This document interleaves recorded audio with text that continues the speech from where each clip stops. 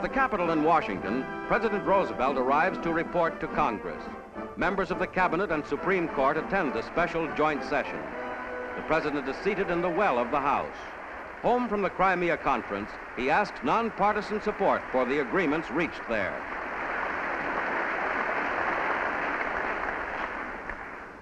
It's been a long journey. I hope you'll also agree that it has been, so far, a fruitful one.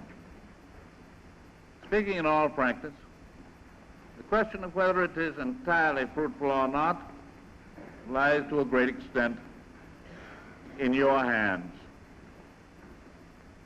For unless you are here, in the halls of the American Congress, with the support of the American people, concur in the general conclusions reached at a place called Yalta, and give them your active support, the meeting will not have produced lasting results.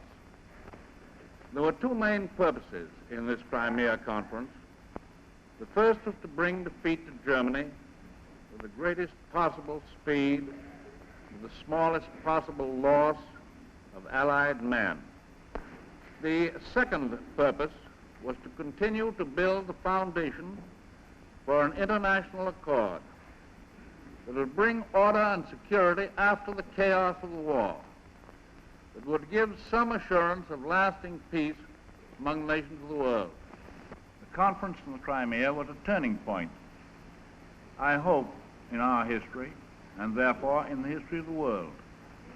There will soon be presented to the Senate and the American people a great decision that will determine the fate of the United States, and I think, therefore, the fate of the world, for generations to come.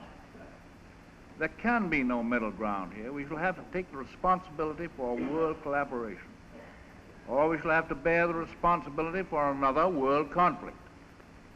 And I am confident that the Congress and the American people will accept the results of this conference as the beginnings of a permanent structure of peace, upon which we can begin to build, under God, that better world in which our children and grandchildren, yours and mine, the children and grandchildren of the whole world, must live and can live.